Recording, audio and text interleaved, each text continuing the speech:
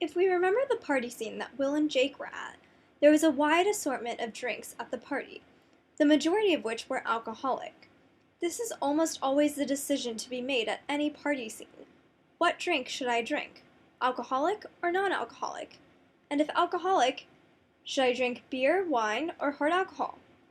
If non-alcoholic, should it be water or soda?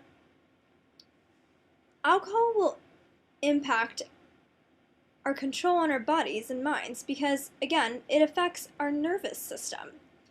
It is considered to be a depressant because it slows down the transmission of messages in the nervous system.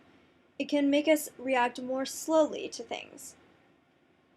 If underage, the decision is a hard no against alcohol. Underage drinking is almost always seen as alcohol abuse, unless one's parents have offered it at home. For those that are of age, the divide between alcohol use and abuse is difficult to define and is often gauged by the individual's use.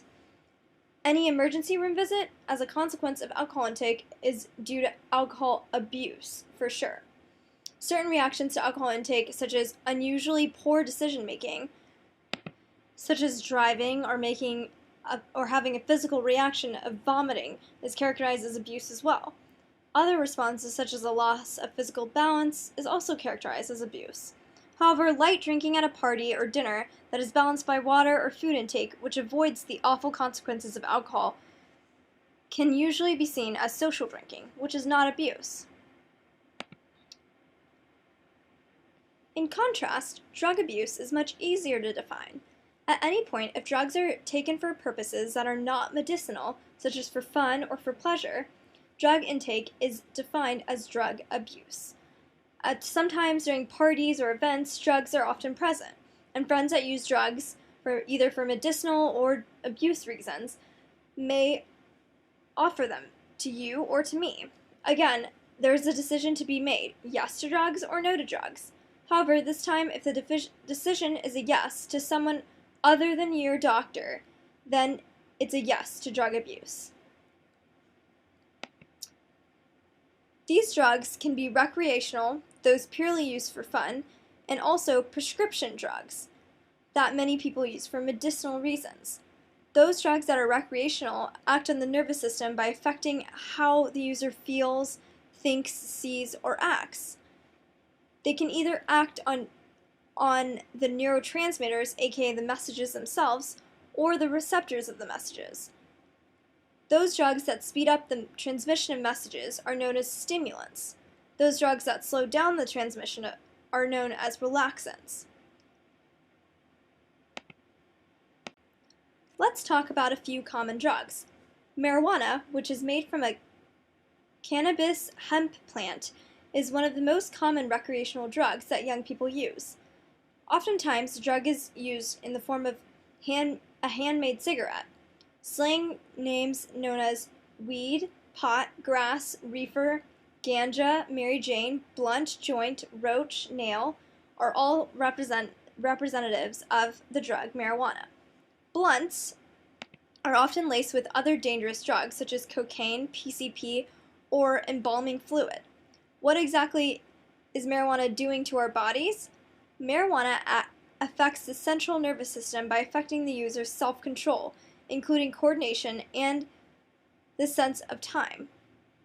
It is a relaxant. Long-time use can lead to mental illnesses in some individuals. However, the impact of marijuana extends past the nervous system. It affects the lungs, and there are more than 400 chemicals in marijuana, and a single joint contains 4 times more cancer-causing substances than a normal cigarette. It also affects the immune system by lowering the body's ability to fight off infections. According to federal law, the sale and use of marijuana is illegal. The addictive nature of marijuana has yet to be proven. Some users claim to be addicted to it, while others claim the opposite. Let's talk about another common drug, cocaine. Cocaine is made from the coca plant. Slang names include coke, dust, toot, snow, blow, sneeze, powder, lines, rock, and crack. It can be snorted as a powder, injected with a needle, or processed into a crystal to be smoked. What does cocaine do to our bodies? Cocaine is a stimulant. It speeds up the central nervous system. It also creates a short euphoric high and is often replaced by irritability and depression. It can make the user feel paranoid, angry, and anxious. Cocaine also often affects many other organs. Users often do not eat or sleep regularly. They can experience increased heart rates, muscle spasms, and convulsions. The tissue in the nose are often also damaged if the users snort cocaine. Cocaine can cause extreme responses such as heart attacks, seizures, strokes, and respiratory failure. In contrast to marijuana, cocaine is biologically addictive.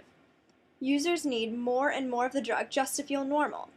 Those addicted also lose interest in other areas of life, such as school, friends, and sports. Another common substance abuse involves inhalants. Inhalants are never used for medicinal reasons and are often the vapors of chemicals such as glue or paint. These vapors affect the central nervous system because users can get high after sniffing them. After the high, users can often feel dizzy and confused and often slur words. High doses or long-term use can lead to death.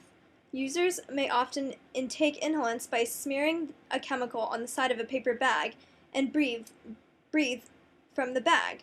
This is extremely dangerous because users can get an uncontrolled and high dose of a chemical, leading to dizziness, fainting, and even death, caused partly by the lack of oxygen. As mentioned before, the abuse of medicinal drugs, such as prescription or over-the-counter medication, is another form of drug abuse. This form has become more common in recent years and often leads to serious consequences such as death. Abuse includes taking excessive dosages, more than the amounts prescribed by the doctors or recommended on packages, as well as mixing medications with others. Both excessive dosage and mixing drugs have dangerous side effects. Painkillers, sleeping pills, tranquilizers, and even common cold medication can cause serious health problems. As a rule of thumb, it is only advisable to take the recommended amount of medication for a sage dose. Also, if drugs need to be combined with others, find out from the doctor or pharmacist if it is safe. Thank you.